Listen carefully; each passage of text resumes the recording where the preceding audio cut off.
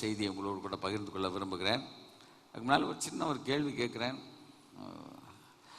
உங்கள் ஃபேமிலியில் நீங்கள் தான் மூத்தவங்கன்னு இருக்கிறவங்க இருக்கிறீங்களா? அவங்க மாத்திரம் கை வைத்துங்க. அதாவது பிள்ளைகளாக இருந்தாலும் சரி, பெரியவங்களாக இருந்தாலும் சரி, ஆணோ பெண்ணோ. எங்கள் வீட்டில் நான் தான் எல்டஸ்ட் அப்படின்றவங்க இருக்கிறவங்க கை வைத்துங்க பார்ப்போம். ஓகே, இல்லை, சரி. எங்கள் வீட்டில் நான் தான் மூத்தவங்க அப்படின்னு. Thank you thank you. அங்கே ஒரு சகோதரன் ஏற்றுறேன். நன்றி நன்றி. வேற நான் எங்கள் வீட்டில் சந்திரமோகன், செல்வி. ஓகே, சரி, நன்றி நன்றி. கேட்கலாம். கேட்டவங்களை ஆசிரியப்பாரா? ஏன்னா அந்த வசனத்தை வாசித்த அப்புறம் சொன்னோம்னா இவ்வளோ கை கூட உயருமான்னு எனக்கு தெரியல.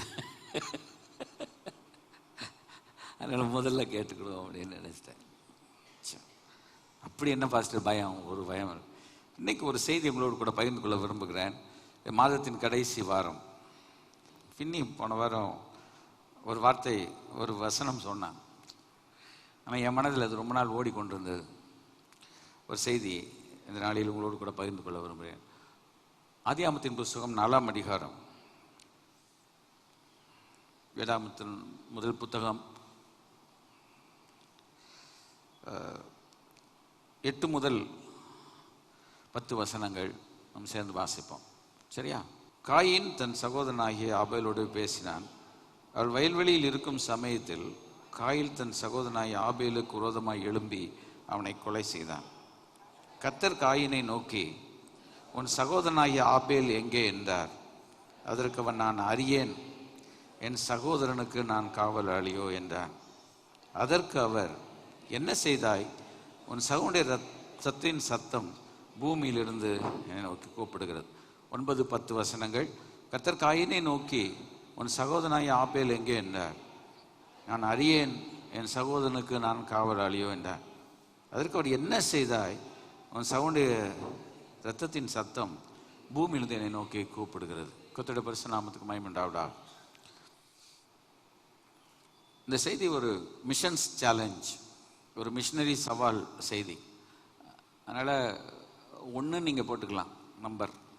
சரியா? இன்னைக்கு முடிக்க முடியுமா, முடிக்க முடியாதா தெரில அப்படின்னா 2 கூட போடலாம். தேவனுடைய பிள்ளைகளாகி நமக்கு ஒரு காலத்தில் மிஷினரி காணிக்கை எடுத்து படைப்போம். சிலர் இன்னைக்கு இல்லை அதிகம் சேர்த்து நான் படைக்கிறேன். சிலர் எழுதி கூட போட்டிருப்பாங்க.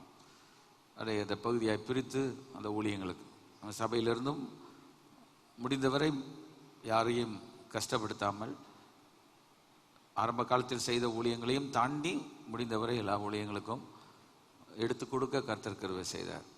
கர்த்தர் தான் கிருபை செய்தார். கர்த்தருக்கு மகிமை உண்டாகும். ஏன்னா எங்களுக்கும் மற்ற ஊழியங்களை குறித்த பாரம் உண்டு. நம்ம சபையில் ஜெபிக்க வைத்தோம் என்றால் எனக்காக, என் குடும்பத்துக்காக மாத்திரம் இல்லை, ஆனால் ஃபஸ்ட்டு அதுதான். ஆனால் அதை தாண்டியும் தேசத்துக்காக, உலக நாடுகளுக்காக, ரட்சிப்புக்காக ஜெபிக்க மக்களை உற்சாகப்படுத்துகிறோம். அந்த பாரம் இல்லாமல் நான், என் குடும்பம் எல்லாம் அப்படி இல்லை. எங்கள் முற்பிதாக்கள் எப்படி எங்களுக்கு போதித்தார்களோ அதே போல் நாங்கள் எங்களோட பிள்ளைகளுக்கும் சொல்லி, உங்களுக்காக மாத்திரமல்ல, தேசத்தின் தேவையை நினைத்து அதுக்காக நீங்கள் ஜெபிக்க வேண்டும், கொடுக்க வேண்டும், உழைக்க வேண்டும் என்று வற்புறுத்துகிறோம். அப்போ சபைக்கும் அதை சொல்ல வேண்டிய ஒரு கடமை இருக்கிறது.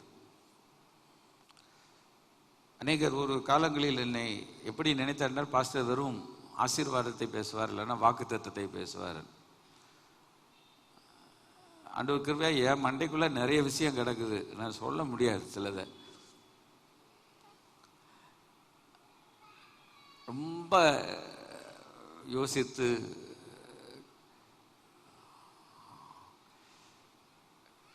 கட் பண்ணி அப்படித்தான் நானும் இப்பொழுது பேசுகிறேன். ஆனால் அதை தாண்டி பீறிட்டு சில காரியங்கள் அவ்வப்போது சுரீர் என்று வந்து விழுகும். எங்கள் வீட்டுக்குள்ளே எங்கள் அம்மா எனக்கு சொன்னது, நீ ரொம்ப சாஃப்ட் ஃபெல்லோ, அவங்க உயிரோடு இருக்கும்போது சொல்லுவாங்க, நீ ரொம்ப சாஃப்டாக இருப்பேன்னா சில நேரத்தில் உன் வார்த்தை குத்தி வெளியே வந்துடும் அப்படின்னா சொல்லுவாங்க. தெரியாது, ஆனால் முடிந்தவரை ரொம்ப கண்ட்ரோல் பண்ணி தான், சென்சார் பண்ணி தான் பேசுகிறேன். அந்த மாதிரி செய்திகள் தான் உங்களுக்கும்.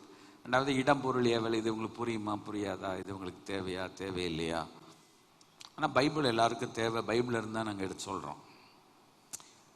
ஆனால் இந்த காலங்களில் என்னென்னா, ஒரு காலத்தில் இப்போ பாஸ்டர் சுந்தரம் ஐயா, பாஸ்டர் சாம் சுந்தரம் அவங்கெல்லாம் இருக்கும்போது அவங்க சபையினுடைய செய்திகள்லாம் ஏசிஐ சர்ச்சில் போய் ராயெல்லாம் அவங்களுடைய செய்திகளை கேட்டுருந்தா தெரியும். ரொம்ப கராராக தான் பேசுவாங்க. சாம் சுந்தரம் கரார் தான் பேசுவாங்க. சுந்தரம் அடைக்காட்டிலும் ஆனால் ரொம்ப அமைதியாக பேசுவார், குத்தி கிழிச்சு வெளியே வரும். ஆனால் இப்போ அப்படி பேச முடியாது. இப்போ பேசினா மக்கள் அதை நல்லபடியாக எடுத்துக்கொள்ளுகிறது இல்லை. நம்ம சபைக்கு ஒரு சகோதரி, அவங்க அப்பா இந்த சிஸ்டர்கிட்ட சொல்லியிருக்காங்க, சொன்ன உங்கள் பாஸ்டர் சொல்கிற அளவு சத்தியம் நிறைய பாஸ்டர் சொல்கிறதே கிடையாது. அவர் அந்த அளவுக்கு சத்தியம் அவர் சொல்வார், ஆனால் ஏற்றுக்கொள்கிறதுக்கு மக்கள் இல்லை, பாவம். அதனால் உண்மையை சொல்வதற்கு முயன்றாலும் உண்மை நிறைய பேர் கசக்கும், ஒன்றும் பண்ண முடியாது. ஆனாலும் சபைக்கு சொல்ல வேண்டிய கடமை, பொறுப்பு, உத்தரவாதம் எனக்கு இருக்கிறது. எந்த தாயும் தகப்பனமும் நல்லதையே தான் சொல்லுவாங்க, நல்லது தான் சொல்லுவாங்க, நல்லது தான் சொல்லுவாங்கன்னா சில நேரத்தில் கண்டிப்புகள் இருக்கும். வயது முதிர்ந்தவங்களுக்கெல்லாம் நல்லா தெரியும், அவங்க என்ன சொல்லுவாங்க. ஸோ எல்லாத்தையும் புரிந்து வைத்து கொண்டு இந்த நாளில் இந்த செய்தியை ஒரு மிஷினரி சவால் செய்தியாய் உங்களோடு கூட பகிர்ந்து கொள்கிறேன். செய்தியினுடைய தலைப்பு தேவை, தேவனின் ஆத்தும பாரம். தேவனுக்குள்ள ஒரு ஆத்தும பாரம் நமக்கு தேவை. We need God's soul burden. தேவனுடைய ஒரு ஆத்தும பாரம் நமக்கு தேவை.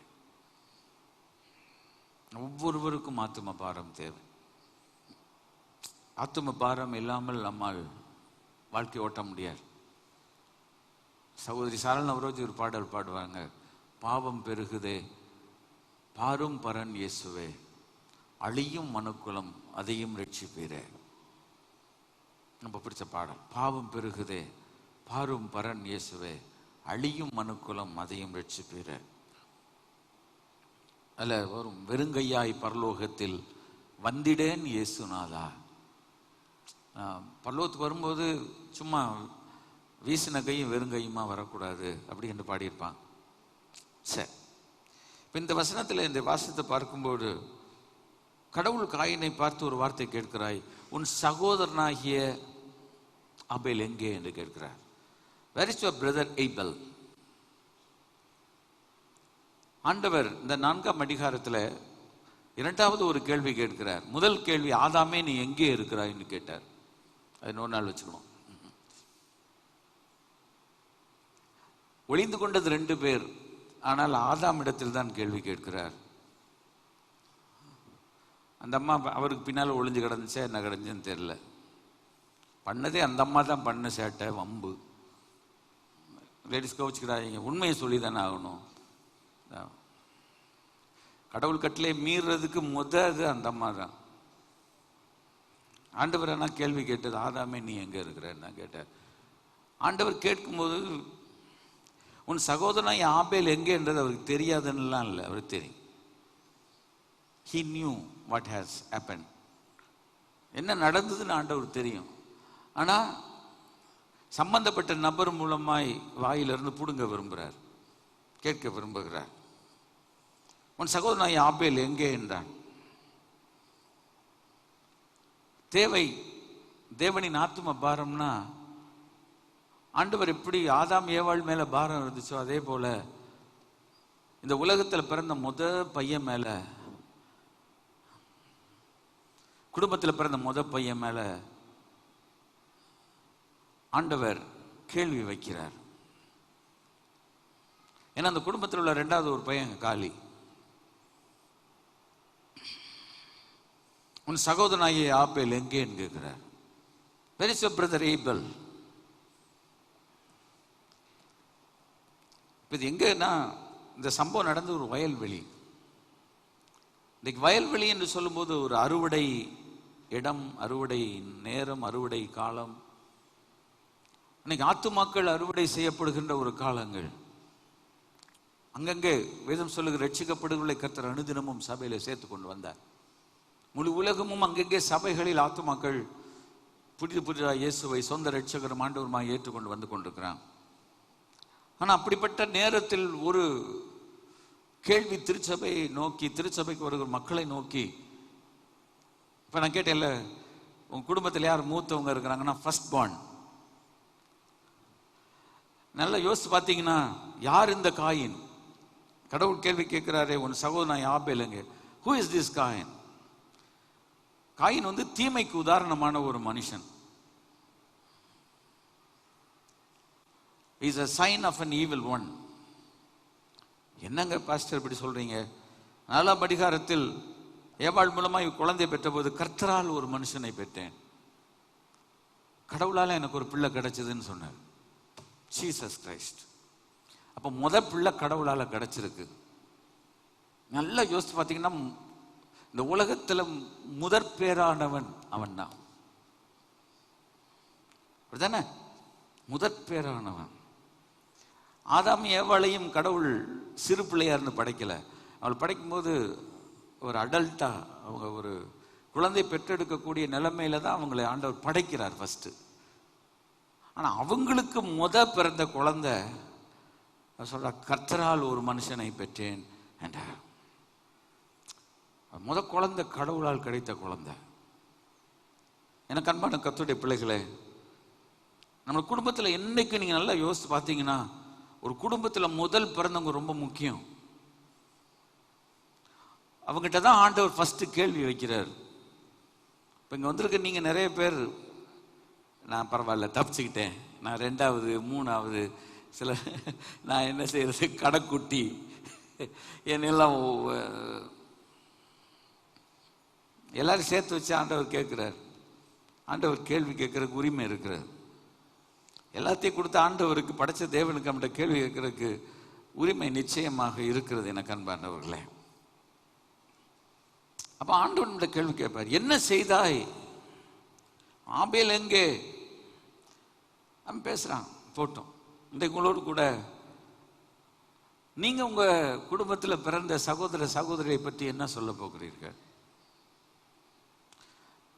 இந்த இடத்துல வந்திருக்கிற கணவன், மனைவி, பெற்றோர், பிள்ளைகள், உங்களை என்னை பார்த்து ஆண்டவர் கேட்கிறார், உன் குடும்பத்தில் உள்ள ஒரு நபர் எங்கே? Where is your brother Abel? உன் பிள்ளை எங்க? உன் பேர பிள்ளை எங்க? ஆண்டவர் கேட்பார். ஏன்? ஒரு தப்பு நடந்து போச்சு. காயின் என்ன செய்தான் என்றால், அவனுடைய தம்பி ஆகிய சகோதரன் ஆபேல். அந்த ஆபேல் என்றாலே என்னுடைய அர்த்தம் என்னவென்றால் மூச்சு என்று அர்த்தம், பிரெத். சொல்றோம்ல, உள்ள இழுத்தா மூச்சு, போனா போச்சு. அதான் ஆண்டவர் சொல்ற, தன் நாசியில் சுவாசம் உள்ள மனுஷனை நம்புவதற்கு அவன் எம்மாத்திரம். Who is he to be remembered? ஒரு மூச்சு மாதிரி, மூச்சு காத்து மாதிரி. அவனுக்கு அவங்க அப்பா அம்மா பேர் வச்சது ஆபேல் என்று பேர் வைத்தாங்க. கர்த்தரால் ஒரு மனுஷனை பெற்றேன். பையனுக்கு ஆண்ட பேர் வைக்க ஆபிரகாமுக்கு, ஆதாமுக்கு எவ்வளவு ஞானம் கொடுத்துருக்கிறார் பாருங்க. நீங்க நல்லா நினைச்சு பாருங்க, ஆதாம் தான் மிருகங்களுக்கு பேர் வைத்தான். அப்போ ஏவாள் கூட கிடையாது. 2ஆம் அதிகாரத்தில் ஏவாளை கொண்டு வருவதற்கு முன்பு ஆண்டவர் மண்ணினாலே சில காரியங்களை செய்து கொண்டு வந்து பேர் வைக்க கேட்கிறார். இல்லைன்னா அந்த நாட்களிலுடைய பறவைகள், மிருகங்களை கொண்டுட்டு வந்து பேர், அவன் என்ன பேர் வச்சானோ அது இன்னைக்கு வரைக்கும் இருக்கு.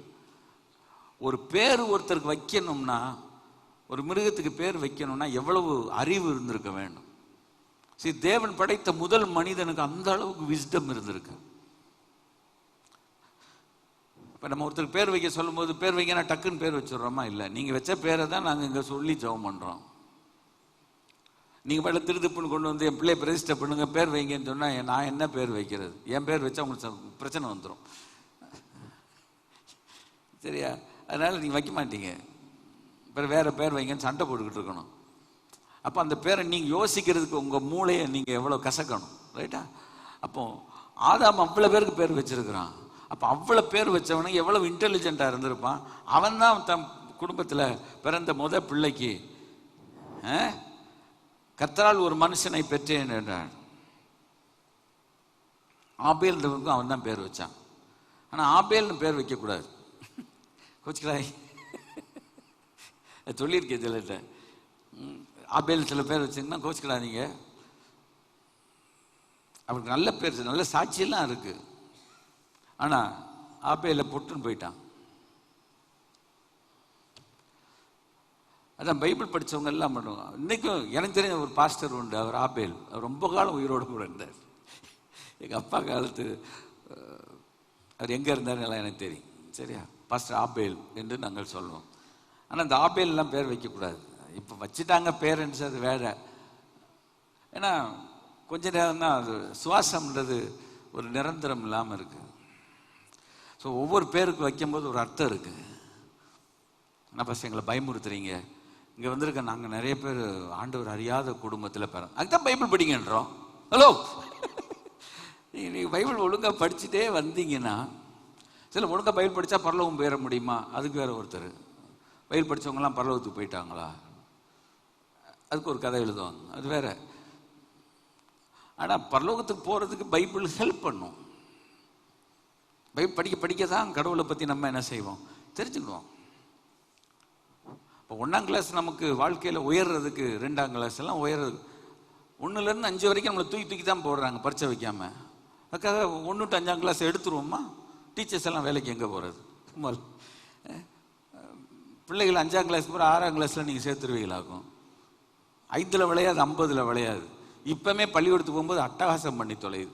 இனி இவங்களை பள்ளிக்கூடமும் இல்லைன்றங்க. அவ்வளோ பேரண்ட்ஸுக்கும் சீக்கிரமாக படுக்கையில் படுத்துருவாங்க. இப்போ வீசிக்கிட்டு இருக்கணும் அவங்களுக்கு. அண்ணன் சேட்டை பண்ணுங்க, எல்லாம் சிரிக்காங்க பாரு. நிறைய பேர் பெற்றோர் பிள்ளைகளை பள்ளிக்கூடத்துக்கு அனுப்பிட்டு எவ்வளோ நிம்மதியாக இருக்காங்க தெரியுமா? விட்டுட்டு அவ்வளோ சிரிச்சுட்டு வருவாங்க, அதை அழுதுகிட்டு போகும். ஆனால் அம்மாடி பரவாயில்ல, டீச்சருக்கு 1000 கும்பிடு போடுங்க, ஸ்தோத்திரம். டீச்சருக்கு அதிகமாக என்ன செய்யுங்க, ஜோம் பண்ணுங்க. நான் சொல்ல ஆசிரியர்களை சல்யூட் அடிப்பேன். நாங்கள் செய்ய முடியாத சாதனைகளை எல்லாம் நீங்கள் செய்திருக்கிறீர்கள், கர்த்தருக்கு ஸ்தோத்திரம். அவங்களுக்கு கத்தி பாருங்க, அவங்க காலையிலேருந்து சாயங்காலம் வரைக்கும் தொண்டை தண்ணி போயிடுது. ஆனால் அவ்வளவு தூரம் அந்த பிள்ளைகளை வச்சு கவனிக்கிறாங்க. அவங்களுக்கு கூட சம்பளம் கொடுக்குறாங்கன்னா லெக்சரருக்கு கூட கொடுக்குறாங்க. கஷ்டமே இல்லாத வேலை. கர்த்தருடைய பரிசுநாமத்துக்கு பயமே வேண்டாம்டா. லெக்சர்ஸ் தான் கோச்சிக்கிறாங்க, கஷ்டமே இல்லாத வேலை. சும்மா பாடத்தை எடுத்துகிட்டு போய் அழகாக நடத்தலாம்.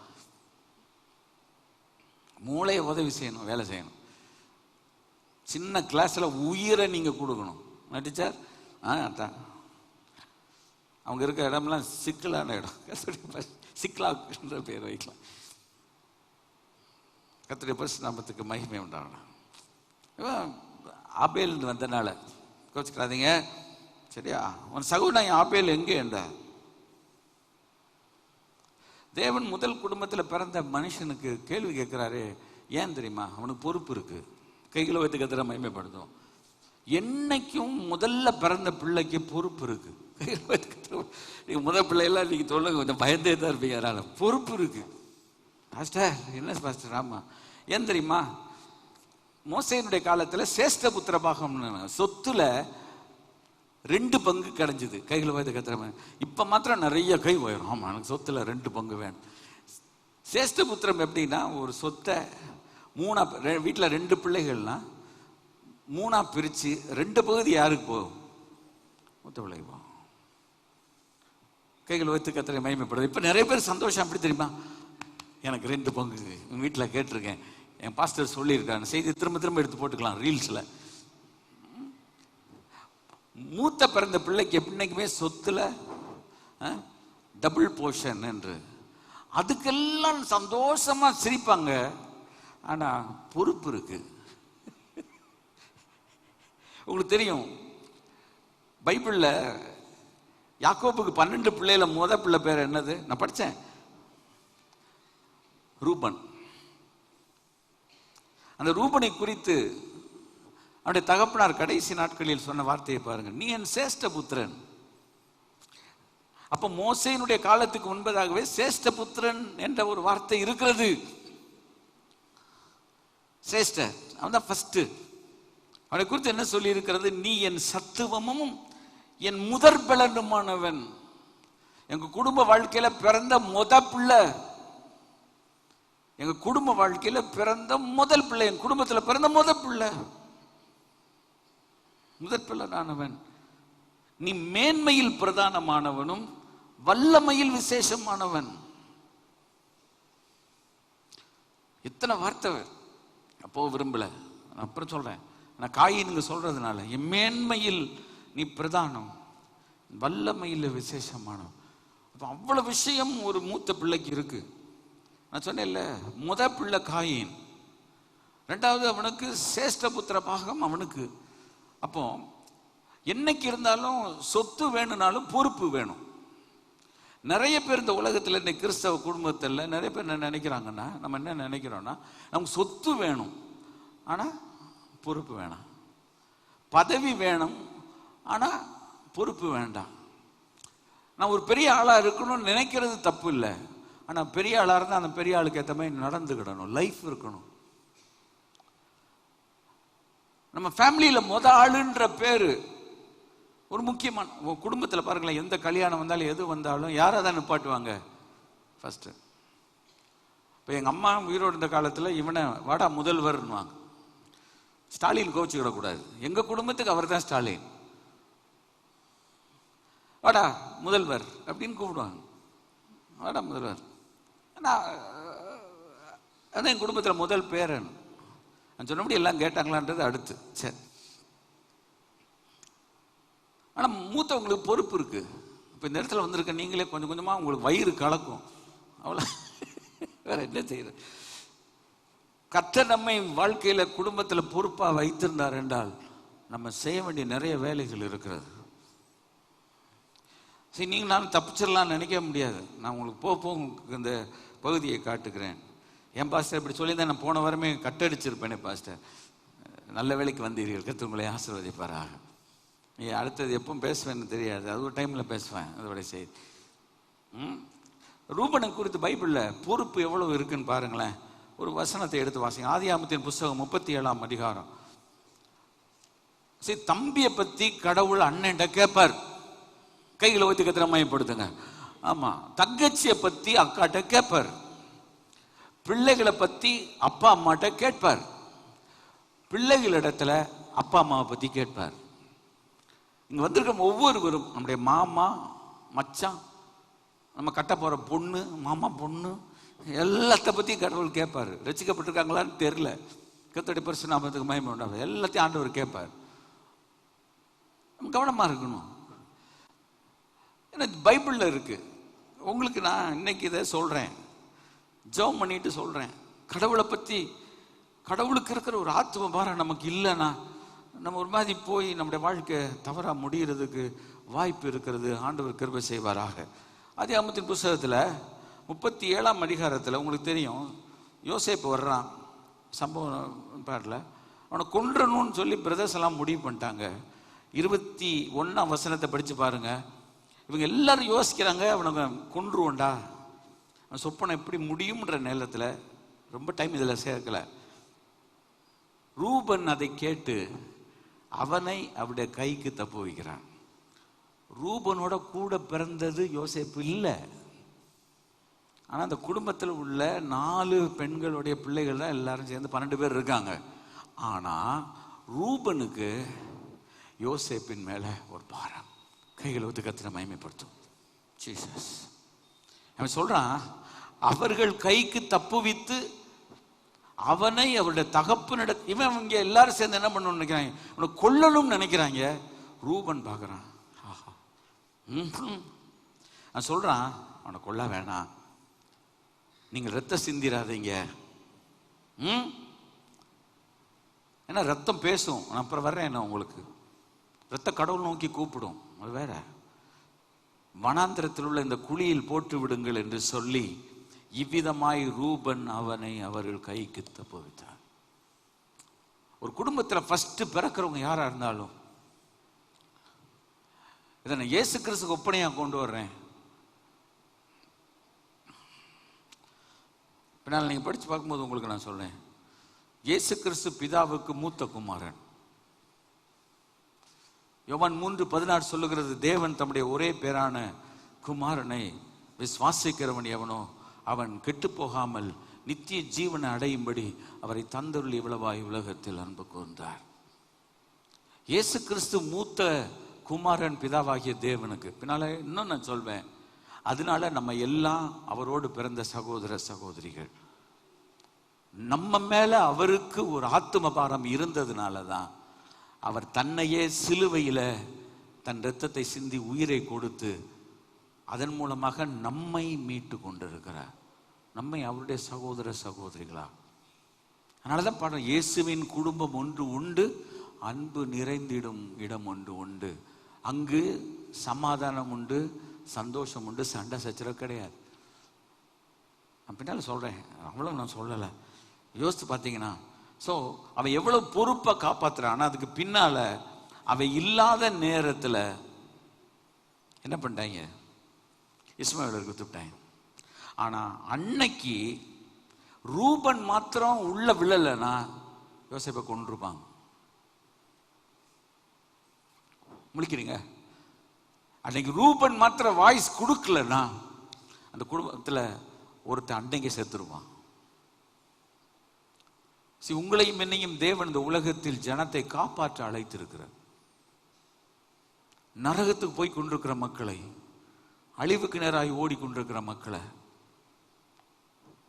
உலகத்தில் ஆசபாசங்களுக்கு நேராக ஓடிக்கொண்டிருக்கிற மக்களை, கண்டதை காட்சி கொண்டதை கோலன்னு ஓடிட்டு இருக்கிற மக்களை ஏதோ ஒரு விதத்துல நம்ம வார்த்தையை உபயோகப்படுத்தி, நம்முடைய வல்லமையை உபயோகப்படுத்தி, நம்முடைய அதிகாரத்தை பயன்படுத்தி, நமக்கு கர்த்தர் கொடுத்திருக்கிற வசதியாகிய பணம், பொருள், செல்வத்தை பயன்படுத்தி அவருடைய ஆத்துமாவை அழிவிலிருந்து காப்பாற்ற வேண்டும். சொல்லி இருக்கிறது, ஆத்தும மீட்பு அருமையா இருக்கிறது. அது ஒருபோதும் முடியாது.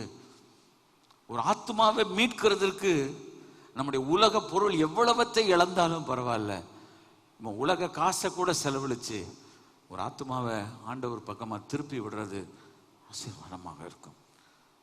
நிறைய பேர் ரூபனை பத்தி ராங்கா பேசுவாங்க. ஆனா பைபிள்ல இருக்கு. ஆனா அவனுடைய நல்ல விஷயம், மூத்த பையனா இருந்து அந்த குடும்பத்துல 11வது பிறந்த யோசேப்பை அவன் காப்பாத்துறான். யோசேப் 11வது பிள்ளை. கர்த்தருடைய பரிசுத்த நாமத்துக்கு மகிமை உண்டாவதா. பென்யமீன் 12. சரியா? பென்யமீன் பிறக்கும்போது அம்மா இறந்துடுறா. அப்போ ரூபனுக்கு எவ்வளவு தூரம் தன்னுடைய குடும்பத்தில் உள்ள தன் பிள்ளையை குறித்த ஒரு அக்கறை. வேதத்தில் வாசிக்கிறோம், வனாந்திரத்தில் உள்ள இந்த குழியில் போட்டு விடுங்கள், இவ்விதமாய் ரூபன் அவனை அவருடைய கைக்கு தப்பு வைக்கிறான். அப்ப நமக்கு ஒரு பொறுப்பை கடவுள் கொடுத்தாருன்னா அந்த பொறுப்பை யூஸ் பண்ணி ஆட்களை காப்பாற்றும். சும்மா கர்த்தர் நம்மளை ஒரு வேலையில ஒரு பொறுப்புல வைக்கல. ஊழியத்தில் மாத்திரம் இல்லை, உலக பிரகாரமா கர்த்தர் உங்களுக்கு கொடுத்த வேலையை நான் சொல்லுங்க. நீங்க இந்த இடத்துல வந்திருக்கிற ஒவ்வொருவரும் உங்க வேலை என்னன்னு நீங்க சொல்ல வேணாம். ஆனா நீங்க போடுற ஒவ்வொரு கையெழுத்தும் கரெக்டா இருக்கா? நீங்க உங்க அலுவலகத்தில் எடுக்கிற ஒவ்வொரு தீர்மானமும் கரெக்டா இருக்கா? ஒருவேளை என்ன சொல்லலாம், நமக்கு மேல பெரியவங்க இருக்கிறாங்க, உங்க சிரமத்துக்கு நான் வருந்துகிறேன்.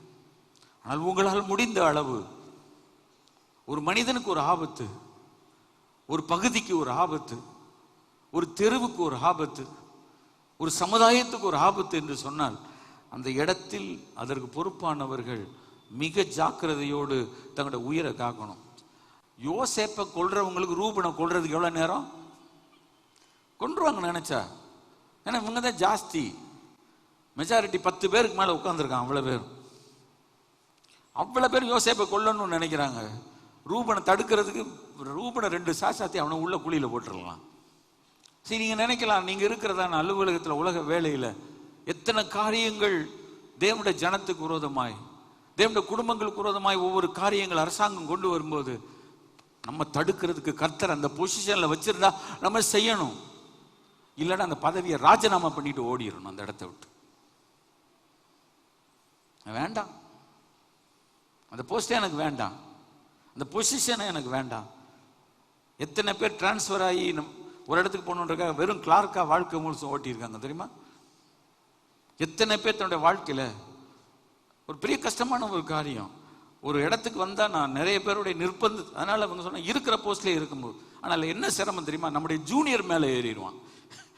ஜூனியர்ஸ் மேலே ஏறிட்டு நம்மளை மிதிப்பான், சவுட்டி அடிப்பான், கஷ்டமா இருக்கும். ஆனா கர்த்தருக்காக சில காரியங்களை நம்ம சகித்தால் கர்த்தர் நம்மை ஆசீர்வதிப்பார். சரி, கர்த்தர் நம்ம இந்த கணக்குல வைப்பார். சரி, நம்ம ஒவ்வொரு காரியத்தையும் ஆண்டவர் பார்த்துக்கிட்டு தான் இருக்கிறார். முதல் குடும்பத்தில் பிறந்ததுக்காக ஸ்தோத்திரம், முதல் மகனா இருந்ததுக்காக ஸ்தோத்திரம். உங்களுக்கு தெரியும், யோசேப்பு பெரிய அதிகாரி ஆயிட்டான். 42 அதிகாரம் எடுத்துக்க பாருங்க. ரொம்ப படிச்சு பார்த்து ரொம்ப இன்ட்ரெஸ்டாக இருக்கு. இவங்க எல்லாரும் இங்கே வந்துட்டாங்க.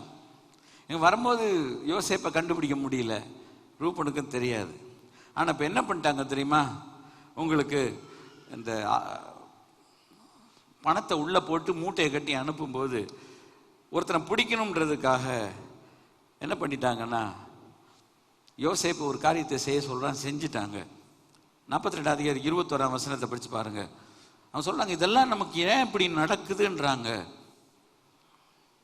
21 வசனத்தில், நம்முடைய சகோதரனுக்கு நாம் செய்த துரோகம் நம்மேல் சுமந்தது. ஃபீல் பண்றாங்க பாருங்க. இப்போ அந்த 10 பேர், ஐயோ நம்ம யோசேப்புக்கு, ஏன்னா யோசேப்பு இறந்து போனான்ட்டு அவங்க அப்பா நினைக்கிறாரு, ரூபனுக்கும் அப்படிதான் நினைக்கிறாரு. ரூபனுக்கு தெரியாது உயிரோட இருக்கிறாருன்ட்டு, ஆனால் மற்றவங்களுக்கு தெரியும் அவர் உயிரோட இருக்கா, நான் எங்கே இருக்கான்னு தெரியாது. இப்போ அவன் சொல்கிறான், இந்த மாதிரி பிரச்சனை வந்த உடனே நம்ம செஞ்ச துரோகம் தான் நம்மளை இப்படி பண்ணுது. அவனுடைய மன வியாகுலத்தை நம் கண்டும் அவனுக்கு செவி கொடாமல் போனோம். யோசேப்பு வீட்டில் கடைசி அவன் எப்படி கத்தியிருப்பான், அவனை குழியில் தூக்கி போடும்போது, அண்ணே விட்டுறாதீங்க, அண்ணே விட்டுறாதீங்கன்னு கத்தியிருப்பான். ஆனால் தூக்கி போட்டாங்க. என்னை கொண்டாதீங்கன்னே இருப்பான் முதல்ல, என்ன அடிச்சிடாதீங்கண்ணே, எனக்கு அம்மா இல்லை, அப்பா வயசு கொண்டாது. ஆனா அத்தனை பேரும் எகெயின்ஸ்டா இருக்கும்போது ரூபன் காப்பாத்துறான். நம்மளோட லைஃப்ல நம்ம ஏதாவது ஒன்று செஞ்சுதான் ஆகணும். சும்மா கிறிஸ்தவ சபைகளிலே இன்னைக்கு தேவனுடைய ஜனங்கள் சும்மா ஆலயத்துக்கு வந்துட்டு ஞாயிற்றுக்கிழமை சர்ச்சுக்கு வந்துட்டு போயிட்டோம்னு நினைக்கிறேன். ஆனா எனக்கு நல்லா தெரியும், எனக்கு ஆண்டு ஒரு வசனம் கொடுத்தார், கண்ணீரோடு விதைக்கிறவன் கம்பீரத்தோடு அறுப்பான், அள்ளி தூவும் விதைக்கை சுமக்கிறவன் அழுது கொண்டு போகிறான், ஆனால் தன் அடுத்த அடிகளை சுமந்து கொண்டு கம்பீரத்தோடு திரும்பி வருவான். இப்போ இந்த நாட்களெல்லாம் முன்பு நான் கண்ணீர் விட்டாலும் கூட கண்ணீர் விடுறது இல்லை, கண்ட்ரோல் பண்ணி தான் வரேன். நான் எனக்கு ஒரு ஊழியக்காரர் சொல்லி கொடுத்தா, நீ எவ்வளோ நாள் தனி அறையில் அழு பண்ணி, வெளியில் அழாத, நிப்பாட்டிக்கோ, கண்ட்ரோல் பண்ணிக்கோ. ஆனால் எனக்கு தெரியும், நான் சொன்ன வசனம் மக்களை நியாயம் தீர்க்கும் ஒரு நாள். இங்கே இல்லை, அந்த செய்தியை இந்த சபைக்காக நான் பேசலை, முன்னால் இந்த எடுத்துகிட்டு இருக்காரு அன்பு சகோதரன். அது பொது தளத்தில் போகும்போது, அதை கேட்கிறவர்கள் காதுகளில் போகும்போது அங்கே கீழ்ப்படியாட்டா நியாயம் தீர்க்கும். கண்ணீரோடு விதைக்கிறவன் கம்பீரத்தோடு அறுப்பான், அள்ளி தூவும் விதையை சுமக்கிறவன் அழுது கொண்டு போகிறான். சரி, ஏன் அவன் அழுறான்? நல்லது தானே செய்கிறான். அந்த வெயிட்டை யார் தூக்க முடியும்? அந்த மூட்டையை தூக்கிட்டு போறவனுக்கு தான் தெரியும், விதைத்தானியத்தை எடுத்துட்டு போறவனுக்கு தான் தெரியும். ஆனா அதுக்கு ஒரு பெரிய அறுவடை இருக்கும்போது, அரிகளை தூக்கிட்டு வரும்போது வெயிட்டா இருந்தா கூட சந்தோஷப்பட்டுட்டு வருவான். சரி போகட்டும். எனக்கு அன்பான கர்த்தருடைய பிள்ளைகளே, அவன் சொல்றான், இவங்க எல்லாம் கேட்குறாங்க, ஏன் இந்த ஆபத்து நேரிட்டது என்று அவங்க உடனே ஒருத்தர் பார்த்து சொல்றாங்க. அவங்களுக்கு ஒரு ரியலைசேஷன் வந்துருச்சா வரலையா? வந்துச்சு.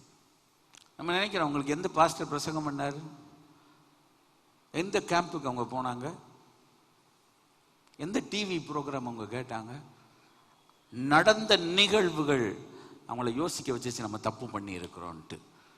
நான் சொல்றேன், இது இயேசு வர்றதுக்கு முன்பாகவே பழைய ஏற்பாட்டு காலத்தில் இவ்வளவு காரியம் இருக்கும்னா, புதிய ஏற்பாட்டு காலத்தில் இயேசு வந்த பிறகு எவ்வளவு இருக்கும். நம்ம என்ன நினைக்கிறோம்னா, நிறைய பேர் நல்லா இருக்கிறாங்க, சந்தோஷமா இருக்கிறாங்க. நமக்கு தெரியாத ஒவ்வொரு குடும்பத்திலையும் அவங்க தனித்தனியாய் தேவ சமூகத்தில் போய் நான் பண்ணதை நான் இன்னைக்கு அறுக்கிறேன், நான் செஞ்சதுக்கு எனக்கு திரும்ப வருதுன்னு சொல்லி அழுது கொண்டிருக்கிற மக்கள் இன்றைக்கு எத்தனையோ பேர் இருக்கிறார். அப்ப ஏன் இதை சபையில் பேச வேண்டியது இருக்கிறது என்றால், சபைக்காக அல்ல, கிறிஸ்தவ உலகத்துக்கு, கிறிஸ்தவ திருச்சபைக்கு போட்டுன்றதுக்காக. நம்ம ஒரு காரியத்தை செஞ்சோம்னா நமக்கு திரும்பும். நம்ம 1 பண்ணா 9 நமக்கு திரும்பும். நம்ம 10 பண்ணா 100 நமக்கு திரும்பும். அதனால தான் நம்ம கவனமா இருக்க வேண்டியது இருக்கிறது. நான் கேட்குறேன், ரூபன் சொல்றான், பிரசங்கம் பண்ற பாருங்க, இளைஞனுக்கு, பாஸ்டர் கிடையாது, இளைஞனுக்கு விரோதமாய் பாவம் செய்யாதிருங்கள் என்று நான் உங்களுக்கு சொல்லவில்லையா?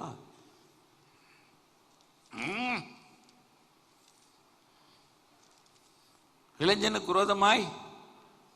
ஏன்னா அவன் 37ஆம் அதிகாரத்துல ரூபன் போறான், குழிக்குள்ள பக்கத்துல போய் பார்க்கறான், ரூபன் இல்லைன்ன உடனே ஐயோ இளைஞன் இல்லையே என்று நான் எங்க போவேன் அழுகிறான். அவன் நம்பி போறான், அங்க உள்ள ஆள் கிடையாது, அதுக்குள்ள அவன் வித்துட்டான். அவன் சொல்றான், இளைஞன் இல்லையே. யோசேப்புக்கு என்ன பேர் தெரியுமா? இளைஞர். இன்னைக்கு சபையில இளைஞர் இல்லை, கிறிஸ்தவ உலகத்தில் அதிகமான இளைஞர் இல்லை. அந்த இளைஞர் எங்க போனார்கள்? வயசானவர்கள் உட்கார்ந்து இருக்கிறாங்க.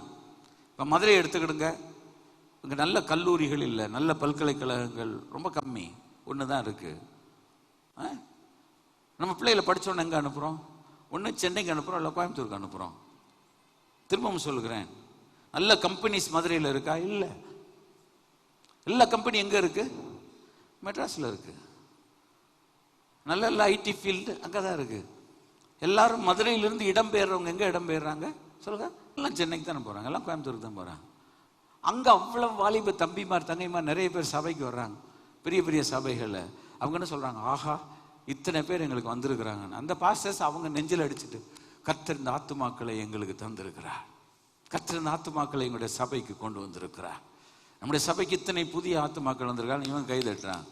வந்ததெல்லாம் இங்க இருந்து போயிருக்கு, நம்ம ஊர்ல இருந்து போயிருக்கு. அவங்களுக்கு குறுக்கு வழிபட்டு அவங்க பிள்ளைய வைக்கல. சரியா? முட்டையிட்ட கோழிக்கு தான் என்ன செய்யும்? வழி தெரியும்.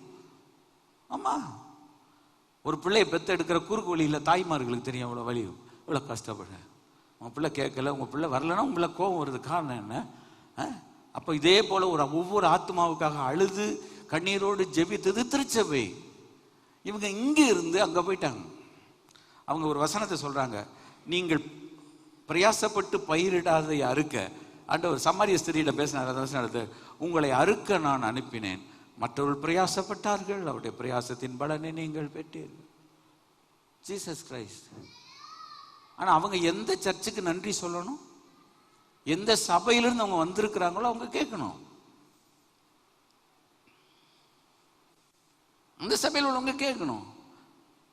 உங்களுக்கு உங்க பாஸ்டர், உங்க சர்ச் இவ்வளவு தூரம் உங்களுக்கு போதிச்சு வழி நடத்தினால தான் நீங்க இங்க வந்திருக்கிறீங்க.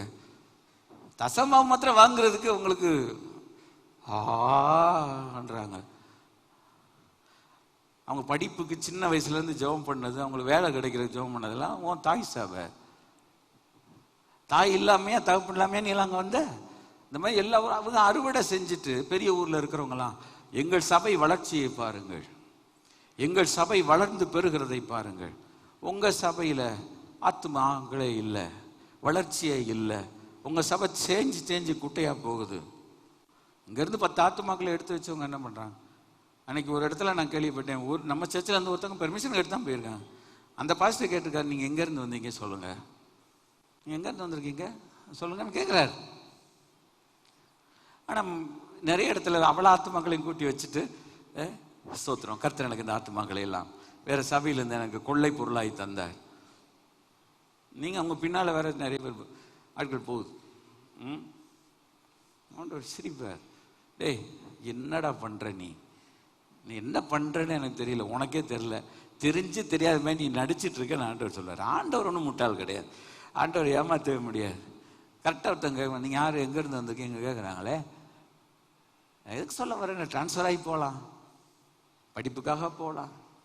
இப்போ சின்ன ஊர்களில் இருக்கிறவங்க யாரும் இருக்க மாட்டாங்க. நான் எதுக்கு சொல்ல வரேன்னா, இளைஞன் இல்லையே, ஆத்துமாக்கள் இல்லைன்னா சபை சரியா ஊழியத்தை குறித்து போதிக்கல, சபை ஊழியத்தை திறம்பட செய்யலை, பயிற்சி வகுப்புகள் நடத்தலை, செமினார் நடத்தலைன்னு நாங்கள் முட்டாளா? இங்கேருந்து எல்லாம் வெளியே போயிடுச்சு.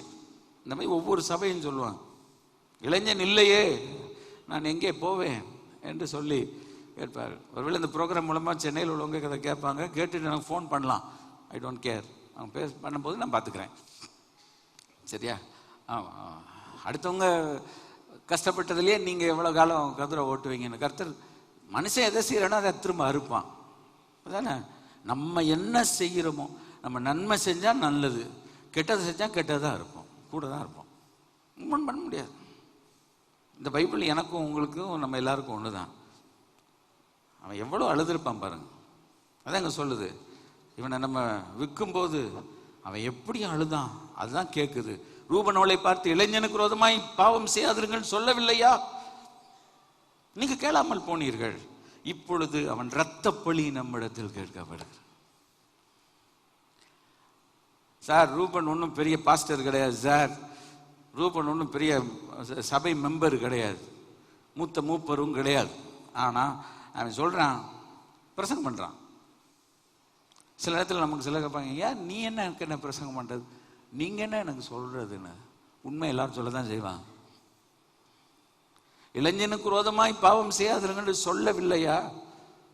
சொல்லியிருக்கார்ல ஆண்டவர். சில நேரத்தில் நீ கவனமாக நட, ஜாக்கிரதையா நட, நீ யார்கிட்ட பேசுகிற, என்ன பேசுகிற, நீ ஒரு ஆளை கெடுக்கிற, ஒரு ஆத்மாவை நீ நாசமாக்குற, கவனமாயிருன்னு சொல்லலையா உனக்கு? இப்போ அவர் இரத்தப்பழி ஒன்றை கேட்கிறது. இப்போ நான் கேட்குறேன், இந்த மாதிரி இரத்தப்பழிக்கு எந்த பாஸ்டர் எந்த சுவிசேஷ ஜோம் பண்ணாலும் ஆண்டவர் கேட்க மாட்டார். நல்லா நினச்சிக்கிறேங்க. நினைக்கிறேன் நாங்கள் சில ஊழியக்காரங்களை வச்சுருக்கோம், சில பாஸ்டர்ஸை வச்சுருக்கோம், அதுக்குன்ட்டு காசு கொடுத்து வச்சுருக்கிறோம். அவங்க இந்த மாதிரி வந்து ஜோம் பண்ணுவாங்க. ஆண்டவர் அநியாயத்துக்கெல்லாம் ஜோம் பண்ண துணையே போக மாட்டார். ஆண்டவர் கையெடு போ, அதெல்லாம் உண்மை. நான் உனக்கு அதெல்லாம் கேட்க முடியாது. நீ செஞ்சது தப்பு, நீ மனம் திரும்பாத வரைக்கும் ஆண்டவர் ஒன்றும் செய்ய மாட்டார், விட்டுருவாங்க. அவனை குறித்து இன்னொரு வசனம் நான் சொல்கிறேன் பாருங்க. அது முதல்ல பிறக்கிறது பெருசு இல்லை. 21, 22 அடுத்த இன்னொரு வசனம் படிங்க. 37. அப்பொழுது ரூபன் தன் தகப்பனை பார்த்து கேட்குறான், அவனை ஏன் கையில், ஏன்னாங்கிறது ஒரு ஆளை கூட்டிகிட்டு போனால் தான் அவங்க என்ன கொடுப்பாங்க, தானியம் கொடுப்பாங்க. அது சொல்கிறான், உத்தரவாதம் பண்ணுறான் பாருங்க. மூத்தவனா பிறக்கிறது பெருசு இல்லை, ரெட்டிப்பான ஆசீர்வாதங்களை பெறுகிறது பெருசு இல்லை. என்ன செய்யணும் தெரியுமா? அவன் கேட்குறான், அவங்க அப்பாட்ட கேட்குறான், பென்னியமீனை கொண்டு போகிற நேரத்தில் அவன் கேட்குறான், இல்லை இல்லை இல்லை என் கையில் தாங்க, நான் திரும்ப கொண்டு வந்து தர்றேன்றான். கேரண்டி கொடுக்குறான் ரூபன். நீங்கள் பென்னியமீனை என் கையில் கொடுங்க, அப்பா பார்த்து நீங்கள் கவலைப்படாதீங்க, என்கிட்ட கொடுங்க, நான் கொண்டு வரலண்ணா. கவனிங்க, என் 2 பிள்ளைய கொன்றுங்கன்றான். ஜீசஸ். ரூபனை லேசா நினைக்கிறோம், பைபிள் இவ்வளவு வசனம் இருக்கு. அவனை நான் கொண்டு வரலன்னா என் 2 பிள்ளை நீ கொன்றுலான்றான். யாக்கோபு கொள்வானா? கொள்ள மாட்டான். ஆனா உத்தரவாதம் பண்றான், நான் பென்னியமீனை நான் கொண்டு வரலன்னா என் பிள்ளையை நீங்க கொன்றுங்க. இது எதுக்கு சொல்ல வரேன்னா, நம்ம வீட்டில் மூத்தவங்களா பிறந்துடுறோம். கர்த்தருக்கு ஸ்தோத்திரம், கர்த்தர் நல்லவர்.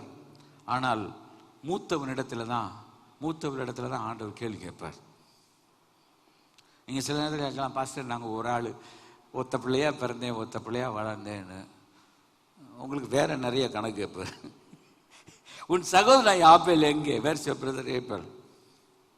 நான் சொன்ன பதிலை பார்ப்போம். அவன் என்ன தெரியுமா சொல்கிறான்? ஆண்டவர் கேள்வி கேட்கும்போது நம்ம என்ன நினைக்கிறோன்னா, தேவன் ஏன் கேள்வி கேட்கிறார், ஆத்மாக்கள் எங்கேன்னு கேட்கிறார் ஆண்டவர். உறவினர் எங்கேன்னு ஆண்டவர் கேட்பார். இப்போ இந்த சபைக்கு நீங்கள் வந்தீங்கன்னா சொந்தக்காரங்க எங்கேன்னு. இப்போ சில நேரத்தில் சொந்தக்காரங்க சர்ச்சுக்கு வருவாங்க, அவங்கள போய் நீங்கள் முதல்ல போனீங்க, உங்களை நான் தான் அந்த சர்ச்சுக்கு வர சொன்னேன், இப்போ நீங்கள் அந்த சர்ச்சுக்கு போகாதீங்கன்னு சொல்லி அவங்கள வேற பக்கம் கலைச்சி விடுறவங்களும் இருக்காங்க. அப்படி இருக்காங்க. நீங்கள் அங்கெல்லாம் போகாதீங்க. கிறிஸ்தவ உலகத்தில் நடைபெறுகிறது. உன் சகோதரன் எங்கே, உன் உறவினர் எங்கே, உன் குடும்பத்தினுடைய அங்கத்தினர் எங்கே? ஆண்டவர் காயின்ட்ட கேட்கிறாரு, where is your brother Abel ஏன் கேட்டாரு? அது மாதிரி கேட்பார் நம்ம குடும்பத்தில். உங்க சொந்தக்காரங்க எங்க, உன் குடும்பத்தினுடைய அங்கத்தினர் எங்கே, உன் புருஷன் எங்கே கேட்பாரு.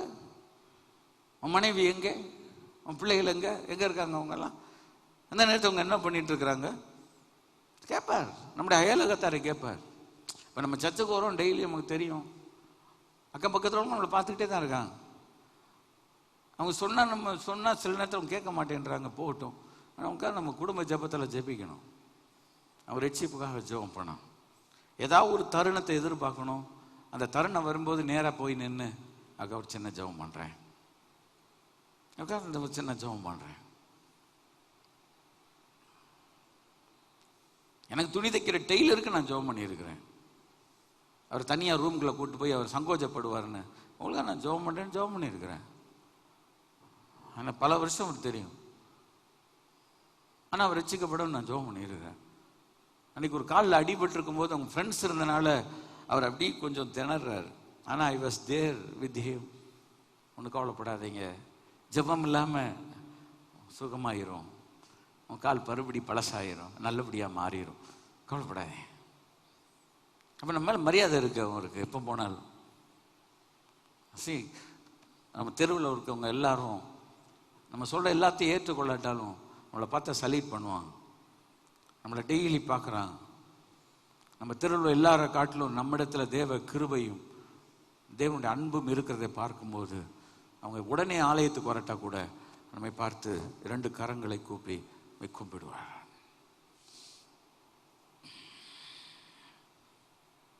பரிசுத்த ஆவி உங்களிடத்தில் வரும்பொழுது பலனடைந்து எருசலேமிலும் யூதேயாவிலும் சமாரியாவில் உலகத்தின் கடைசி படி எனக்கு சாட்சியாக இருப்பேன். என்ன சொன்னார்? சாட்சியாக இருப்பேன். நம்மளை கண்டா நம்மகிட்ட ஒரு ஆண்டவர் இருக்கிறாருன்னு தெரியட்டும். இன்னைக்கு நமக்கு தெரிஞ்சவங்க எல்லாரும் ஆண்டவருக்குள்ள இருக்கிறாங்களா, உலகத்துக்குள்ள இருக்கிறாங்களா? இப்போ நீங்கள் நான் ஒரே ஒரு கேள்வி கேட்குறேன். ஆண்டவர் கேட்குற உன் சகோதரன் ஆபேல் எங்கேன்னு கேட்டார். இன்னைக்கு நம்மளை பார்த்து கேட்குறாரு ஆண்டவர். உன் குடும்பத்தில் உள்ளவங்க, நீ சந்திச்சவங்க நிறைய பேர் இருக்காங்க, பேசுனவங்க நிறைய பேர் இருக்காங்க, அவங்க எங்கே இருக்காங்க? கடவுளுக்குள்ள இருக்காங்களா, கடவுளுக்குள்ள இல்லையா?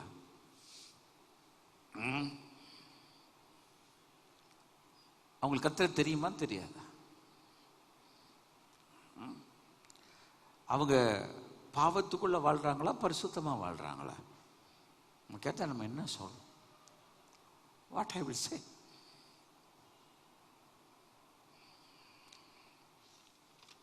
நான் ரொம்ப பேசல, அடுத்து ஒரே ஒரு காரியத்தை சொல்லி முடிக்கிறேன், இன்னொரு நாளைக்கு பார்ப்போம். ஆண்டவர் அடுத்தது ஆபேல் எங்கே என்றார். அதுக்கு அவன் சொன்ன பதில் என்ன தெரியுமா? எனக்கு தெரியாது. ஐ டு நாட் நோ, எனக்கு தெரியாது. நான் உங்கள்கிட்ட கேட்குறேன், அவனுக்கு தெரியாதா? கொலை செஞ்சதே அவன் தான்,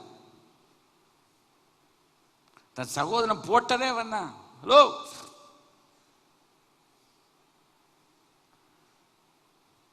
கிறிஸ்தவ உலகத்தில் நம்ம எல்லாரையும் சகோதர சகோதரிகள் சொல்றோம். ஆண்டு சொல்லுகிறார், தன் சகோதரனை பகைக்கிறவன் மனுஷ கொலைபாதகன். ஈவன் நம்முடைய ஓன் பிரதர்ஸ் சிஸ்டர்ஸா இருக்கலாம், பிரதர்ஸ் இன் கிரைஸ்டா இருக்கலாம், அவங்கள நம்ம உள்ளத்துல பகைச்சா, அவங்களுக்கு விரோதமா யோசித்தாலே ஆண்டு சொல்ற மனுஷ கொலைபாதகன் என்று சொல்லி இருக்கிறது. சாத்தானை குத்தவன் ஆதி முதற் கொண்டு மனித கொலைபாதகனாக இருக்கிறான் என்று சொல்லி இருக்கிறான். கேட்கிறார், எங்கே? அவன் என்ன சொல்லியிருக்கணும்? நான் கொலை பண்ணிட்டேன், மன்னிச்சிருங்க ஆண்டவர் என்ன வந்திருக்கணும். முதல் வார்த்தை எனக்கு தெரியாது. அது பொய். நீங்க என்ன நினைக்கிறாங்க? பொய்யெல்லாம் ஒரு பெரிய பிரச்சனை இல்லை, அதெல்லாம் சீரியஸா எடுத்துக்கிடாதீங்க பாஸ்டர், நீ என்கிட்ட பேசுறாங்க.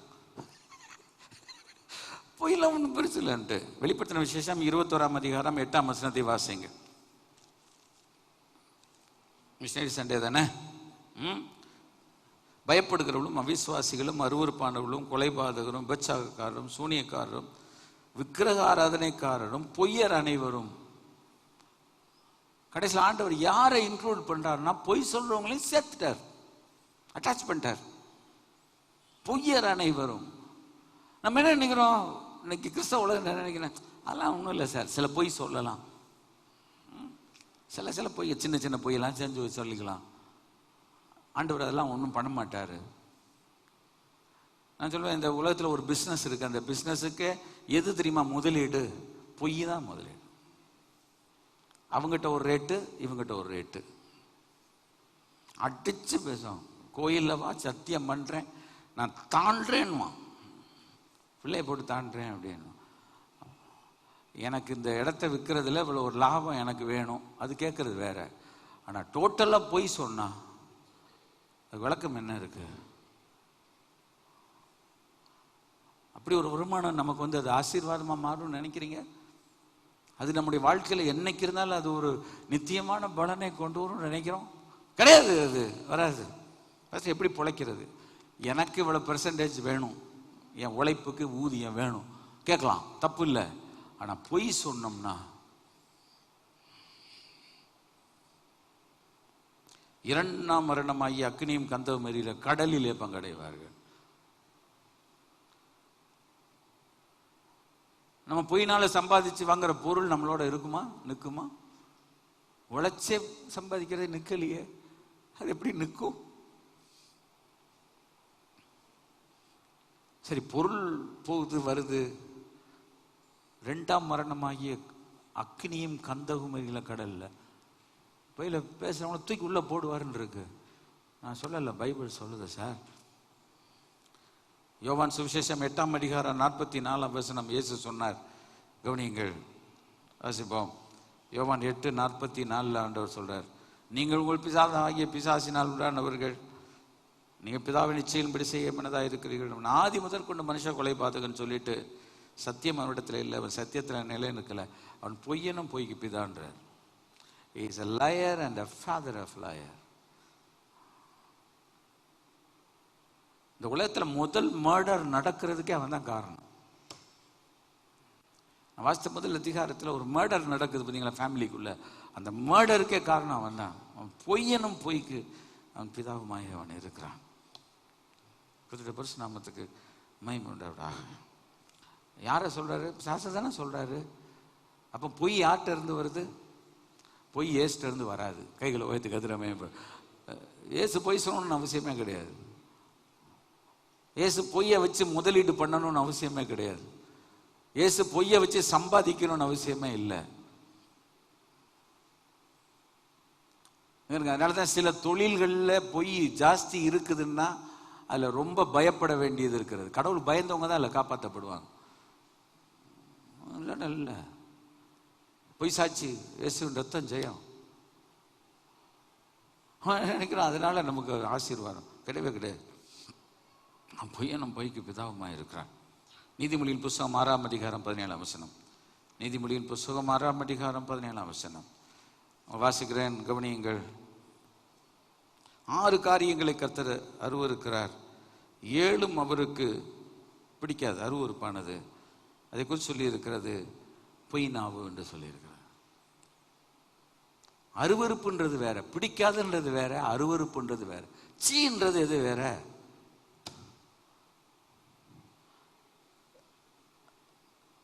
பொய் பேசி தப்பிச்சுக்கலாமா? இந்த உலகத்தில் தப்பிக்கலாம், கடவுளை தப்பிக்க முடியாது.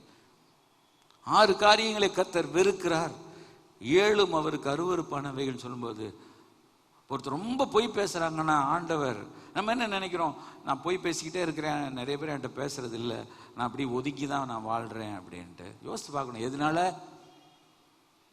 நம்ம என்ன பேசுறோம் அப்படின்னு ஆண்டவர் கேட்பா. ரொம்ப பொய் பேசுறாங்கன்னா உங்கள்கிட்ட பக்கத்தில் நம்ம என்ன செய்ய மாட்டோம், அந்த ஆவி நம்மளை தொட்டு அது நம்மளை பிடிச்சிக்கணும். அதனால வேண்டாம், அவங்கள நேசிக்கிறோம், அது வேற. ஆனால் பொழுதன்னைக்கு வாயிலிருந்து பொய் வருதுன்னா அவங்கள விட்டு 7 அடி தள்ளி போகிறது, 8 அடி 16 அடி போகிறது ரொம்ப ரொம்ப நல்லது. 12ஆம் அதிகாரம் 22ஆம் வசனம் 12:22 சொல்லி இருக்கிறது, பொய் நாவோ 1 நிமிஷம் மாத்திரம் இருக்கும், பொய் உதடுகள் கர்த்தருக்கு அருவருப்பானவைகள். பொய் ரொம்ப நாள் இருக்க முடியாது, அதுக்கு ஆயுஸ் கம்மி,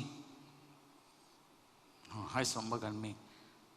அதாவது எதுக்கு சொல்ல வரேன்னா ரொம்ப சீரியஸ். அவன் ஆண்டவர்கிட்ட சொல்றான், ஆண்டவர் கேட்கிறாரு, உன் பிரதர் எங்கன்னு கேட்கிறாரு. எனக்கு தெரியாது அப்படின்றான். ஐ டோன்ட் நாட் நோ, அது எப்படின்னா, பூசணிக்காயை இவன் தான் கொன்னுது. கொன்னுட்டு கடவுள்கிட்ட என்ன சொல்றான், எனக்கு தெரியாதுன்றான். இப்போ ஆண்டவன் நம்மகிட்ட சில ஆத்மாக்களை குறித்து கேட்கும்போது, எனக்கு தெரியாது, உன் குடும்பத்தில் உள்ளவங்களை பற்றி எனக்கு தெரியாது. இப்போ நீங்கள் எத்தனை நேரங்களில் நம்ம சொல்கிறோம் எனக்கு தெரியாது. சரி, இன்னைக்கு கிறிஸ்தவங்க நிறைய எனக்கு தெரியாதுன்னு சொல்கிறவங்க நிறைய பேர் இருக்காங்க. அது ஒரு irresponsible statement. Not only it is a lie, but it is a irresponsible statement. எப்படி நான் சொல்கிறேன் தெரியுமா? இன்னைக்கு ஆண்டவர் தெரியுமா? நிறைய பேர் சொல்கிறேன் எனக்கு தெரியாது. தெரியாதாக்கும் எல்லாம் தெரியும், கோயில் போவோம், ஆண்டவர் தெரியாதுன்னு வாங்க. போய் பச்சை போய் சார். ஆனால் கேட்பாங்க, பைபிள் தெரியுமா? தெரியாது. பைபிள் வீட்டில் வச்சுருக்காங்க, பைபிளை கையில் வச்சுட்டு இருப்பாங்க. இந்த பைபிள் உங்களுக்கு தெரியுமான்னு கேளுங்க, செலவிட்ட தெரியாது. பைபிள் தெரியாது. நம்ம ரொம்ப கேட்டேன், ஏன் சார் நாங்கள் வந்து பாஸ்டரா, எவ்வளோ விவரமாக பேசுகிறோம். நான் என்ன பாஸ்டரா பைபிளை பற்றி பேசுகிறதுக்கு? பைபிளை பற்றி பாஸ்டர் தான் பேசணும்ல. அப்படின்னா தான் யார்கிட்ட, கத்தோலிக்க பிஷப்டே தான் பைபிள் கொடுத்துருக்கணும். போப்பாண்டவர் மாத்திரம் தான் பைபிள் வச்சுருக்கணும். எல்லார் கையிலையும் பைபிள் வாங்கி விநியோகிக்கிற காரணம் என்ன? எல்லாம் படிக்கணுன்றதுக்காக. பைபிள் தெரியாது. ஏடா உங்கள் அளவு எங்களுக்கு தெரியாது. அடுத்தது யார் தெரியக்கூடாதுன்னு சொன்னால், இப்போ என்கிட்டலாம் பேச மாட்டாங்க சார். அவ்வளோ எவ்வளோ விவரமாக இருக்குது பாருங்க. பைபிள் என்கிட்ட கேட்டால், என் பைபிள் எனக்கு தெரியாது. கேட்டால் நாங்கள் என்ன பாஸ்டரா? பாஸ்டர் அளவு நாங்கள் ஒன்றும் படிக்கலை, பைபிள் காலேஜில் படிக்கலான்ட்டு. யார் படிக்கக்கூடாது? நான் படிக்கோ, பைபிள் காலேஜ் போங்க. அன்றைக்கி நான் சொன்னேனே, ஊழியத்தை பற்றி சில வார்த்தைகள் பேசுகிறாங்க, நிப்பாட்டுன்ட்டு ஸ்டாப். அப்படி ஊழியத்தை சொன்னால் நீங்கள் செய்யுங்க. 1000 ஊழியத்து ஒரு கிராமத்தில் 10 ஆத்மா கொண்டு வந்துருங்க, நான் உங்களுக்கு காசு தரேன்னா அதுக்கு ஊழியத்தை நான் சப்போர்ட் பண்ணேன். ஒரு ஆத்மாவை நம்முடைய கிறிஸ்தவ ஜீவியத்தில் கர்த்தருக்குள்ள சரியாக கொண்டு போகாதீங்க. வானத்துக்கு பூமிக்கு நேராக பேசுவாங்க.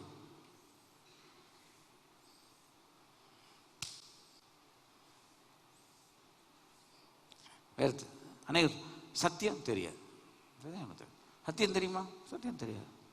பிலாத்து சொன்னா சத்தியமாவது என்னன்னா, அவனை அடுப்பில் வச்சு எரிக்கணும். அவனை கொண்டு போய் மேலே உட்கார வச்சிருக்கு. சத்தியம்னா உண்மை. உண்மை என்னன்னு தெரியுமான்னு அவர் அதிகாரியா உட்கார்ந்துருக்கிறார். ஒரு சிங்காசனத்துக்கு ஆதாரமே நீதியும் நியாயமும் சிங்காசனத்தினுடைய ஆதாரம் என்று பைபிள் சொல்லுது. சேர்ல 4 கால்ல 2 காலு நீதியும் நியாயமும். தெரியாது அப்படின்னா அவங்களை எங்க அந்த பதவியில கொண்டு வச்சிருக்கிறது தெரியாது. அடுத்து சபையை தெரியுமா? அது தெரியவே தெரியும். ஐயோ சபையை பற்றி அது ரொம்ப வருஷம் ஆயிடுச்சு சார். சபையை பற்றி எனக்கு எப்படி சார் தெரியும்? தெரியாது. ஆராதனை நேரம் தெரியுமா? காலையில் 8:30 மணிக்கு சர்ச் இருக்கு. சண்டே கிளாஸுக்கு 8:30 மணிக்கு ஆட்களை அனுப்புங்க. சாயங்காலம் 6:30 மணிக்கு பைபிள் ஸ்டடி இருக்கு தெரியுமா? தெரியாது. வெள்ளிக்கிழமை பிரேயர் காலை தெரியாது. சாயங்காலம் 6:30 மணி தெரியாது.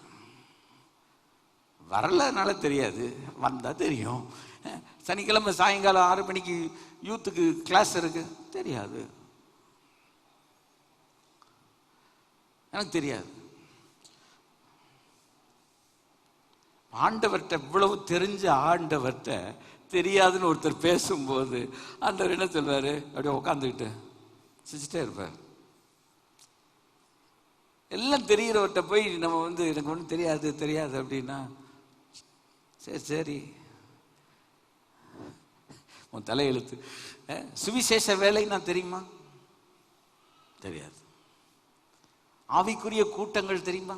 தெரியாது. சபையில ஜெப நேரங்கள் உங்களுக்கு தெரியுமா? தெரியாது. சரி, ஆத்ம ஆதாயம். ஒருத்தர் போய் அவங்க பிரச்சனையை தெரிஞ்சு உடனே இயேசுன்னு சொல்லாம உங்களுக்கு நான் ஜெபம் பண்றேன். ஏன் சார் நீங்க ஜெபம் பண்றீங்க? நான் உங்களை நேசிக்கிறேன், இயேசு உங்களை நேசிக்கிறார். ஏன் சார் நீங்க ஜெபம் பண்றீங்க? நீ நல்லா இருக்கணும். ஏன் நீ நல்லா இருக்கணும் கேட்கணும். நான் நல்லா, நீங்க நல்லா இருக்கணும் இயேசு விரும்புறாரு, நான் விரும்புறேன். சரி, நீங்க என்ன சார் செஞ்சிருவீங்க? நீங்க என்ன மருந்து கொடுத்துருவீங்களா? டாக்டரா? நான் டாக்டர் இல்லை. டாக்டர் மருந்து கொடுப்பார், ஆனா சுகம் கொடுப்பவர் இறைவன். நான் அவட்ட ஜெபம் பண்ணட்டுமா? நீங்க என்ன பெரிய கடவுளா? நான் கடவுள் இல்லை, ஆனா என் ஜெபத்தை கேட்பாரு. நீங்களும் ஜெபம் பண்ணுங்க, உங்க ஜெபத்தை கேட்பார். உடைச்சு போறோமா இல்லையா? அப்படிதான் ஆத்துமாதாயம். அவங்களுக்கு பெரிய பிரசங்கெல்லாம் தேவையில்லை. சூழ்நிலைமை பயன்படுத்தி நம்ம சின்ன பைக்கை ஸ்கூட்டரை எடுத்து சந்து பொந்துக்குள்ள போகிற மாதிரி, தாசனவர் சதாசிவனருக்குள்ள போகிற மாதிரி. எனக்கு தெரிஞ்ச ஒரு பிரதர் பின்னால் உட்காந்து சொல்ல, பாஸ்டர் ஒரே குண்டை போட்டு தாசன சதாசிவன் முழுசாக முடிச்சிடணும்னாரு. ஒரு நாள் ரோடு சரியில்லையா, அப்படி இருக்கு. ஆனால் ஸ்கூட்டர் எடுத்து போகலாம், பைக் எடுத்து போகலாம், நடந்து போகலாம். மனம் இருந்தால் வழி உண்டு. கைப்பிரதி கொடுக்க தெரியாது. எவ்வளவு தூரம் கைப்பிரதி எல்லாம் முன்னால இல்லை இல்லைன்னுவாங்க. இப்போ அடிச்சு வச்சிருக்கு, அதை எடுத்து கொடுக்க ஆள் கிடையாது. சார் அவங்க வாங்க மாட்டாங்க சார். பரவாயில்ல, நான் கொடுத்தேன் கிழிச்சு போட்டிருக்காங்க, நீங்கள் கொடுத்தாலும் கிழிச்சு போடுவாங்க. பரவாயில்ல, 10 கொடுங்க, 1 போனால் பரவாயில்ல, 1 2 அவங்க படிப்பாங்கல்ல. கிழிச்சு போட்ட கைப்பிரதி எடுத்து வாசித்து ரசிக்கப்பட்டவங்க இருக்காங்கல்ல. அதுக்காக கைப்பிரதி ஊழியம்ன்றது ரொம்ப சாதாரணமான எளிவா அதை எளிவுபடுத்தலாமா? அதெல்லாம் இல்லை. ஒரு கைப்பிரதி, அதில் உள்ள ஒரு வார்த்தை வருத்தப்பட்டு பேசும் சார். கடவுளோட வார்த்தை சார், அது பேசும் சார். நாங்கள் கைப்பிரதி கொடுக்கறதுக்கெல்லாம் அழைக்கப்படலை. ஊழியத்தை தாங்கிறது தெரியுமா? அது தெரியாது. தசமமாக காணிக்க அது தெரியவே தெரியாது. சத்தியமாக அடித்து சொல், அதை பற்றி எங்களுக்கு எப்படி தெரியும்? அதெல்லாம் சில இடத்துல கொடுக்கக்கூடாது, அவங்க கொடுத்தா கெட்டு போவாங்க. அது மாத்திரம் அவனுக்கு வாயில் வருது, தெரியுது. அடுக்க கர்த்தர் ஒன்று ஆசீர்வதிக்கிறதுக்கு தானே, உங்களை ஆசீர்வதிக்கிறதுக்கு, நம்ம ஆசீர்வதிக்கிறதுக்கு தானே. அதெல்லாம் இல்லை. அவர் சொன்னார், இவர் டிவியில் பிரசங்கம் பண்ணார், அங்கே கொடுக்கக்கூடாதுன்னு சொன்னார்.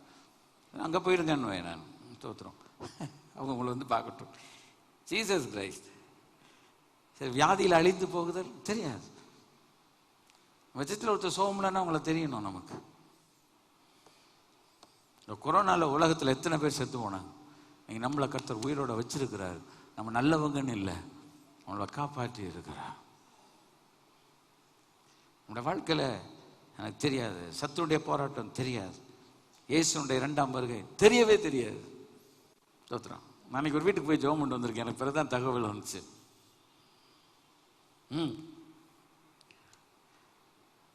ஐ ஹேட் த்ரூ ரூபி. அப்போ போயிட்டு ஜெபம் பண்ணிட்டு வந்துட்டேன். நான் உங்களுக்கு ஒரு தரிசனத்தில் அவங்க ஆண்டவர் என்ன சொன்னார் கேளு. சீக்கிரமாக அவர் வருகிறார், சந்திக்க நம்ம ஆயத்தப்படும். இந்த உலகம் என்னால் இப்படி இருக்காது. இந்த உலகம் ஆசைச்சு ஒளிஞ்சு போயிரு. கர்த்தருடைய சித்தத்தின்படி செய்கிறவனும் என்னென்றைக்கு நிலைத்திருப்பான். எல்லாரும் எழுப்பி நின்று ஜெபம் பண்ணுவோம். 10ஆம் வசனத்தில் நிறைய விஷயம் இருக்கு, இன்னொரு நாளைக்கு பார்க்குறோம். சரியா? எங்கள் மெசேஜ் என்னது? உன் சகோதரனாகிய ஆபேல் எங்கே? நமக்கு தேவை என்னது? தேவனுடைய ஆத்தும பாரம். ஆண்டவர் உண்டாக்குன குடும்பத்தினுடைய முதல் பையன்கிட்ட கேட்ட முதல் கேள்வி எங்க? யாரை பத்தி கேட்கிறாரு? ஆபேலை பத்தி கேட்கிறாரு. ஆபேல்லாம் என்னது? மூச்சு, காற்று. அந்த பேர் வச்சாங்க. ஆபேல் பேர் வச்சா கோச்சிக்கிடாதீங்க. ஆனால் இனிமேல் அந்த மாதிரி ஆபேல்லாம் பேர் யாருக்கு வைக்க வேணாம். ஆபேல்னு வச்சவங்க ரொம்ப காலம் இருந்தவங்களும் இருக்கிறாங்க.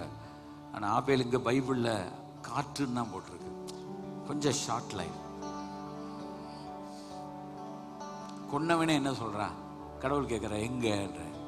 அப்போ என்ன அர்த்தம்? அவர் தேடுறார். காயினை தேடுறது போல ஆபேலை தேடுறார். இந்த குடும்பத்தில் பிறந்த 2வது பிள்ளையை தேடுறார். அதுபோல நம்முடைய குடும்பத்தில் உள்ள ஒவ்வொருவரையும் தேடுகிறார். கர்த்தருடைய சத்த நகரத்தை நோக்கி கூப்பிடுகிறார். அண்ணன் ஒவ்வொருவரையும், நம்ம குடும்பத்தில் உள்ள ஒவ்வொருவரையும், அக்கா, தங்கச்சி, அண்ணன், தம்பி, சகோதர சகோதரிகள் அத்தனை பேரையும் அவர் தேடுறார். நம்ம ஆண்டவரை தேடுறது வேற, அவர் நம்மளை தேடுறது வேற. உண்மையை நான் சொல்வேன், நம்ம வீட்டில் ஒரு நல்ல சாப்பாடுன்னா நான் எத்தனையோ முறை அழுது இருக்கிறேன். என்னுடைய அடுத்த பிள்ளை எங்கன்னு நான் கேட்பேன்.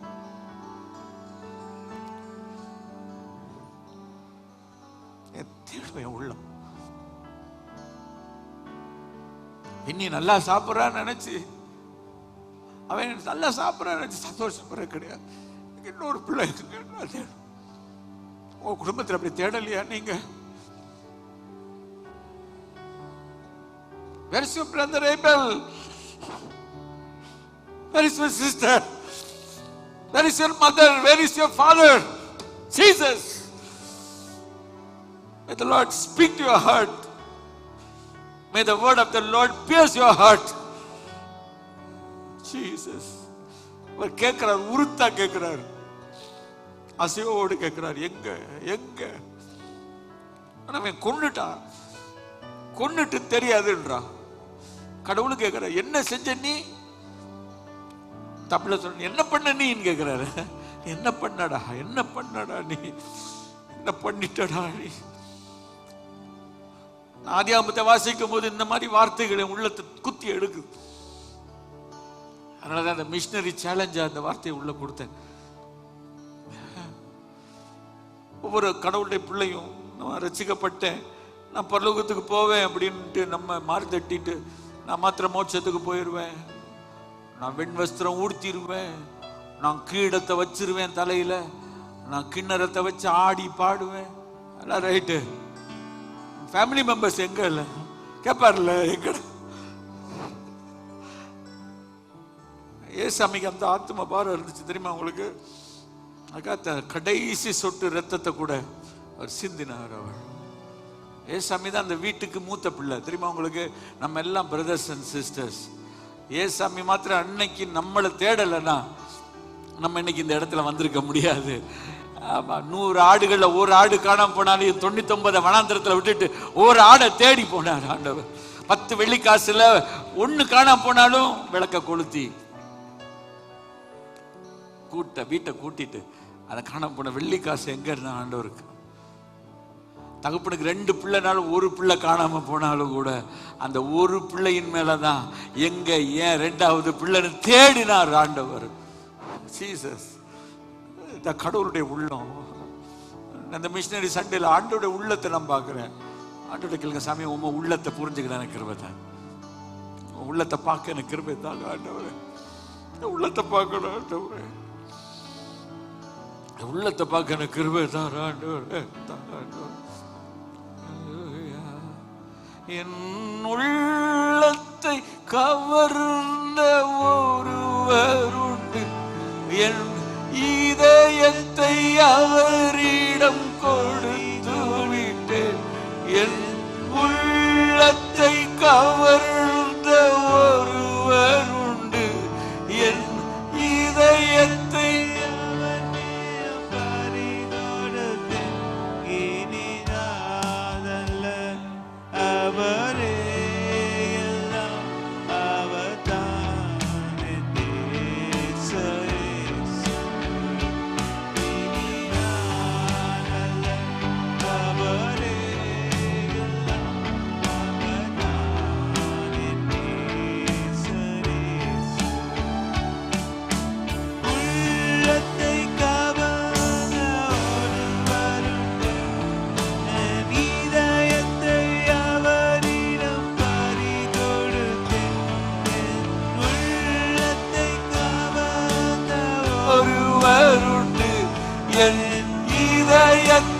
அவரிடம் பறி கொடுத்தேன்.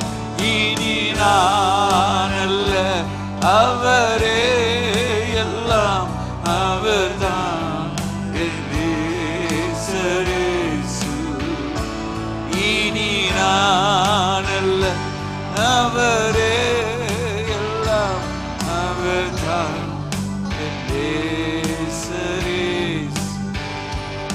இந்த பாட்டு ரொம்ப நாளைக்கு முன்னாடி பாடி இருக்கிறேன். அந்த இயேசு நம்மளை அவ்வளவு நேசிக்கிறவர். அவர் தான் நமக்கு மூத்த சகோதரன், நம்ம அண்ணா. இயேசு பிதாவுடைய ஒரே பிள்ளை, நம்ம கூட பிறந்த தம்பி தங்கச்சி. கையில வைத்து சொல்லுங்க, நம்ம அவருடைய தம்பி தங்கச்சி. அவன் மூத்த அண்ணா இயேசு கிறிஸ்து. அவர் அன்னைக்கு நம்மளை தேடி இந்த உலகத்துக்கு வரலன்னா இன்னைக்கு நம்ம இந்த இடத்துல இருக்க முடியாது. அப்ப நம்ம எந்த அளவுக்கு நம்ம கூட பிறந்த சகோதர சகோதரிகள் இயேசுக்குள்ள இருக்கிறாங்களா?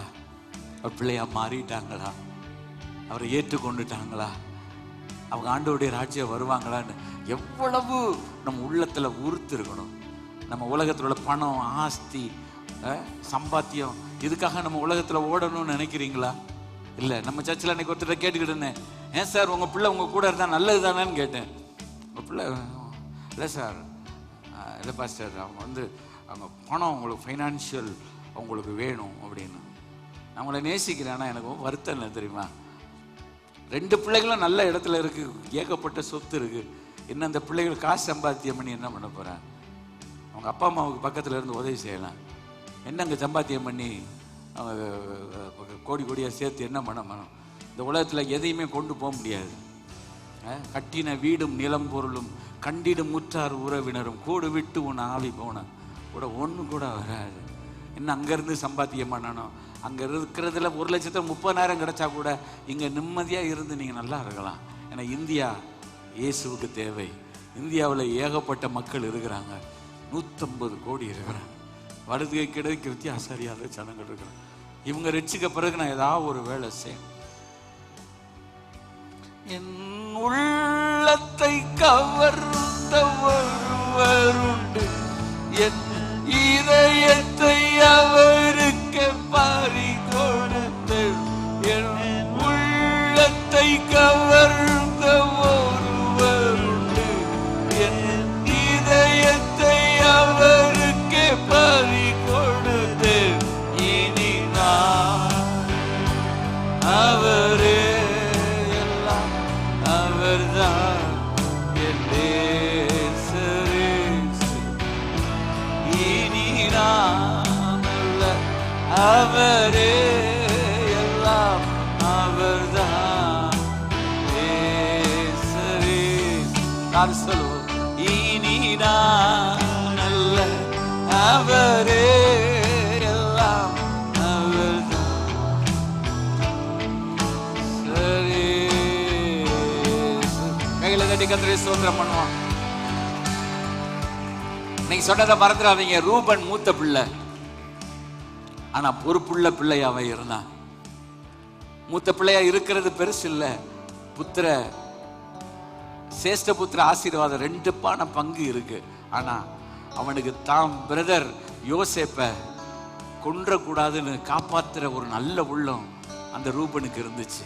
அது மாத்திரமல்ல, திரும்ப பென்யமீனை கொண்டு போக சொல்லும் போது கூட தகப்ப அழுகிறான். ஆனா அவன் சொல்றான், இல்லை நான் போய் கூட்டிட்டு வந்துடுறேன், அப்படி இல்லைன்னா என் 2 பிள்ளை நீங்க கொண்டுடலான்றான். உத்தரவாதம் பண்ணுகிறவன் ரூபன். கைகளை தட்டி கர்த்தரை சோதரன். அன்னைக்கு ரூபன் பேரை தப்பா நினைப்பாங்க. இல்லை, எவ்வளவு நல்ல விஷயங்கள் அவனோட அந்த வாழ்க்கையில இருந்திருக்கு. அதையும் நம்ம பார்க்கணும். நம்ம அப்படி பார்த்து, ஆண்டவரே நான் அப்படி இருக்கணும் சாமி, என் குடும்பத்தில் நான் ஒரு மூத்த பிள்ளையா நான் இருந்து என் குடும்பம் போற நிலைமையெல்லாம் நான் பார்த்து அதை திருத்தி இயேசு வண்டியில கொண்டு வர்றதுக்கு என்னுடைய உடல், என்னுடைய ஆவி, என்னுடைய பொருள் எல்லாத்தையும் நான் அர்ப்பணிக்கிறேன். கைகளை உயர்த்தி, ஆண்டவரே உடல், ஆவி, பொருள் எல்லாம் நான் கொடுத்து நான் வேலை செய்வேன். ஆண்டவரே நான் 1 மாசம் இருக்கு, 2025 வரும்போது ஆண்டவரே என் குடும்பத்தை எல்லாத்தையும் நான் இந்த இடத்துக்குள்ள கூட்டிட்டு வருவேன், இயேசுக்குள்ள நான் கூட்டிட்டு வருவேன். கைகளை உயர்த்தி, ஆண்டவரே அதுக்கு நான் எப்பாடுபட்டாயில் உபவாசம் எடுத்து ஜெபம் பண்ணி அவங்ககிட்ட போய் குளிஞ்சு பேசு, அவங்களெல்லாம் இயேசு இடத்துல நான் கொண்டு வருவேன். ஆண்டவரே இந்த வார்த்தைகளை ஆசீர்வதியும். இந்த வார்த்தைகள் நம்ம பிள்ளைகளுக்கு ஆசீர்வாதமாக இருக்கட்டும். மிஷினரி சவால் செய்தியாக தேவை தேவனின் ஆத்தும பாரம் என்ற ஒரு செய்தியை பிரசங்கம் பண்ணி இருக்கிறேன். இதை நான் முடிக்கல இன்னும்.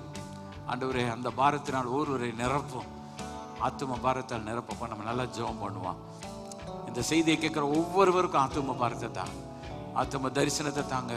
தன்னை பற்றி, தன் குடும்பத்தை பற்றி, பிள்ளைகளை பற்றி, தன்னுடைய ஊரை பற்றி, தன் தெருவை பற்றி, தன் தேசத்தை பற்றி, தன் நாட்டை பற்றி ஒரு கவலை பாரம் அழுத்தட்டும். அந்த அழுத்தத்தின் மீதினால அழுது புலம்பி ஜெபிக்கட்டும். தேசம் தேவன் பக்கமாய் திரும்பட்டும். இந்தியா ரட்சிக்கப்படட்டும். கைகளை தட்டி கர்த்தரை ஸ்தோத்திரம். ஒரு பெரிய எழுப்புதலை தேசத்துல கர்த்தர் அனுப்புவீராக. எழுப்புதல் என் தேசத்திலே என் கண்கள் காணணும். ஆண்டவரே கதறி ஜெபிக்க கிருபை தார். இயேசு நாமத்தில் ஜெபிக்கிறோம் பிதாவே. ஆத்துமாவே கர்த்தரை ஸ்தோத்திரி.